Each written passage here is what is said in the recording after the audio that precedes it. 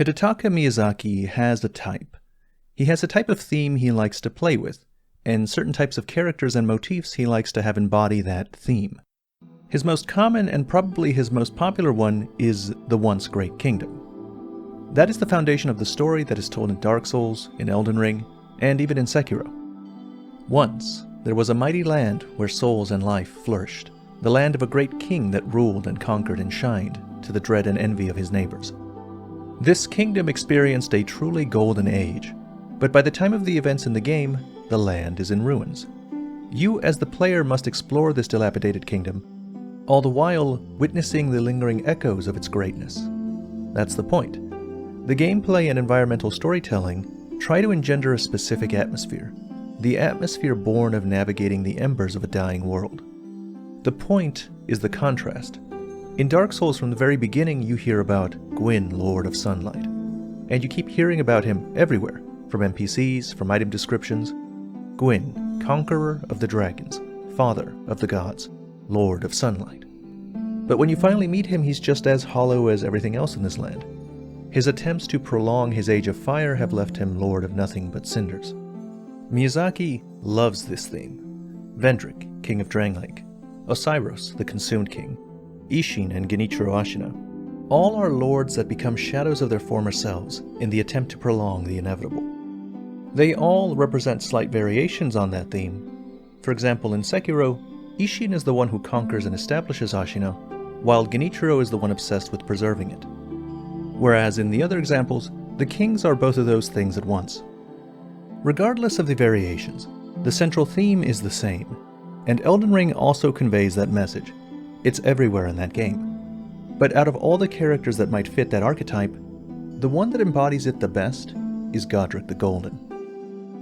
In an interview before the game was released, Miyazaki had this to say about Godrick.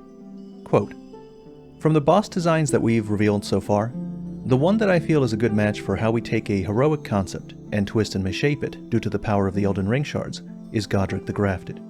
He is an excellent example of this because he encompasses that feeling of sadness and frustration when a lord comes to the end of his reign, trying to cling desperately to the power he still has left." End quote. Godrick, like his predecessors, embodies a variation on that theme. He is not so much a fallen king because Godrick by all accounts was never great. He was a weakling since birth. But what was great was his lineage. The contrast here is between Godfrey, first Elden Lord, and the dregs of his lineage that find meaning in their association with a golden past. Godfrey, the Lord of the Battlefield, was such a legendary figure that he remains an object of veneration by everyone in the lands between, despite the fact that he was divested of his grace, and no less a tarnished than the player character. Tarnished in the lands between are typically looked down on, or at best, tolerated by followers of the Golden Order. Ah, you've come to lend me your aid, have you? Well, that's very kind, but, No, the help is very much appreciated, even from a tarnished. There is a stigma attached to being tarnished, but that stigma does not seem to apply to Godfrey. Honestly, Godrick's nothing more than a jumped-up country bumpkin. Lord? Oh, don't make me laugh. First, he hid himself amongst the womenfolk to flee the capital, then hid from Radahn in that castle. Then he insulted Melania, lost to her in battle, only to lick her boots rather than die like a man. Has he no shame, the big girl's blouse? And to think, he's the blood of Godfrey, last of the golden lineage, though you almost wouldn't know it to look at him. Yeah, I almost feel sorry for the chap the more I think of it. Kenneth Haidt, despite being initially hesitant to accept help from a tarnished, still contrasts his low opinion of Godrick with his high opinion of Godfrey and the golden lineage. So great was Godfrey that being tarnished did nothing to mar his heroic reputation. And it is that reputation that Godrick felt compelled to live up to. With the death of Godwyn, Godrick believes himself to be the last surviving heir of the golden lineage. The ornamental straightsword tells us that Godrick sought power and purpose in the past, and we can see traces of that everywhere. Godrick and his forces glitter with the trappings of a golden birthright. The double-headed axe, weapon of Godfrey and symbol of his line. The golden lion, representing both Godfrey and his beast regent. And even the grotesque act of grafting might be a perversion of a practice started by Godfrey. The Godfrey icon tells us that he took the beast regent Serosh upon his back. This sounds very similar to Godrick's grafting, so it could have been an early form or the inspiration for the grafting practiced by Godrick. And the choice of what gets grafted makes a lot of sense as well. Yes. Now, allow me to furnish you with a little advice. I would take great care to avoid Godrick's tarnished hunts were I in your shoes. That depraved lot are obsessed with sacrificing tarnished like you for the sake of grafting. There are lots of reasons why Godrick might be targeting tarnished in particular. For Godrick, grafting is the means by which he accrues strength to compete with the other demigods. The original tarnished were Godfrey and his warriors. The tarnished of today are their descendants, which makes them the ideal targets for grafting. Godrick likes to surround himself with symbols extolling the glory of his ancestors, and there's no better way to do that than to literally surround his body with grafted tarnished. It also makes a lot of sense that Godrick would want to graft a dragon, for reasons other than just dragons are strong. Mighty dragon, thou the true-born heir. Lend me thy strength, O kindred. Deliver me unto greater heights. In his dialogue, he refers to a dragon as an heir and as a kindred. And he is right. Dragons are heirs. They have much in common with Godrick. Godrick's golden lineage mirrors the dragon's legacy almost exactly. Godfrey is the first Elden Lord of the Golden Order.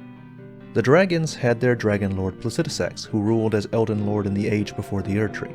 Both Godfrey and Placidusax are associated with primordialness. Godfrey is served by Crucible Knights. The Crucible is described as the primordial form of the Erdtree, where all life was once blended together. The Amber Medallion's item descriptions read, "The Erdtree's old sap becomes amber, treasured as the most precious of jewels in the age of Godfrey, the first Elden Lord. A primordial life resides inside." Godfrey lived in an age closer to the Erdtree's primordial beginnings, where that primordialness was still valued and seen as sacred. The Crucible talismans read, "A vestige of the crucible of primordial life, born partially of devolution.